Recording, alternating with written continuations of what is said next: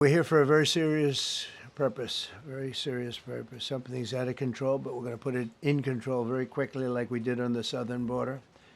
I'm announcing a historic action to rescue our nation's capital from crime, bloodshed, bedlam, and squalor, and worse.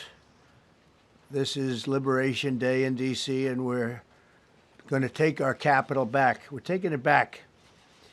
Under the authorities vested in me as the President of the United States, I'm officially invoking Section 740 of the District of Columbia Home Rule Act. You know what that is?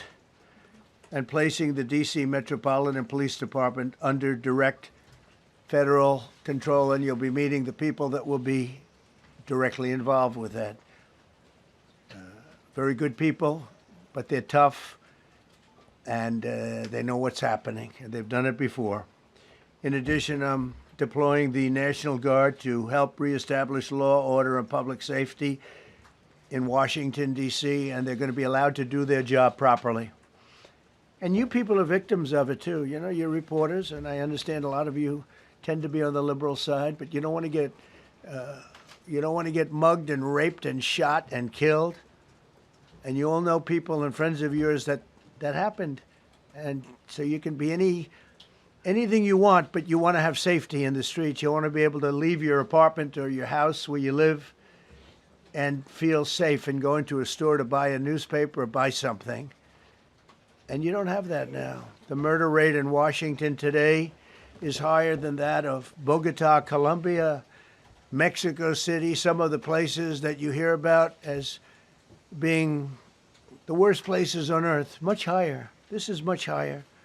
The number of car thefts has doubled over the past 5 years, and the number of carjackings has more than tripled. Murders in 2023 reached the highest rate probably ever. They say 25 years, but they don't know what that means because it just goes back 25 years. Can't be worse. Our capital city has been overtaken by violent gangs and bloodthirsty criminals, roving mobs of wild youth, drugged-out maniacs, and homeless people. And we're not going to let it happen anymore. We're not going to take it. Today, we're formally declaring a public safety emergency. This is an emergency. This is a tragic emergency. And it's embarrassing for me to be up here. You know, I'm going to see Putin. I'm going to Russia on Friday. I don't like being up here talking about how unsafe and how dirty and disgusting this once beautiful capital was, with graffiti all over the walls. It's another part of it, by the way. Because we're talking about safety, but we're also talking about beautification. We have the most beautiful, potentially, capital in the world. We always had. But people come from Iowa, they come from Indiana, they come and then they get mugged.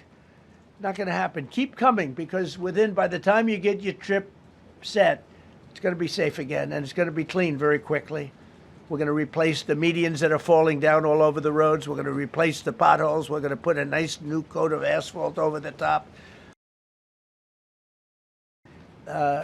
So today we're declaring public safety emergency in the District of Columbia, and Attorney General Pam Bondi, who's fantastic, is taking command of the Metropolitan Police Department as of this moment. And I'll be making the appropriate notifications to Congress and to the mayor, our new DEA administrator, who's one of the top in the country. He better be Terry. If you're not, I'm going to get rid of you so fast. Terry Cole. Terry, thanks. Very good. We just got him. Most highly recommended person. And you'll be designated as the interim federal commissioner of the Metropolitan Police Department. Okay? And you run them tough. They're good. You have a lot of good people. You have people that shouldn't be there. You also have people that shouldn't be there. They got in there because of woke. But you have a lot of great police. And those people are the ones that want to help you. This city will no longer be a sanctuary for illegal alien criminals. We will have full, seamless, integrated cooperation at all levels of law enforcement, and we'll deploy officers across the district with an overwhelming presence. You'll have more police, and you'll be so happy because you'll be safe. When you walk down the street, you're going to see police, or you're going to see FBI agents. We're going to have a lot of agents on the streets. And you're going to have a lot of essentially military, and we will bring in the military if it's needed, by the way. We're going to have National Guard. But Pete Hegseth will tell you about it. We will bring in the military if needed. People say, "Oh, that's so terrible. He's going to bring in." It's been used many times over the years.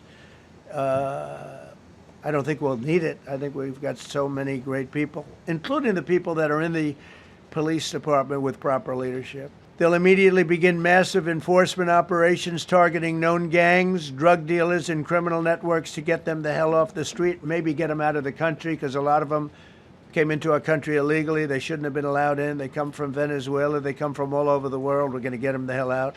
They won't be here long. But some of these people, a lot of them, are homegrown criminals.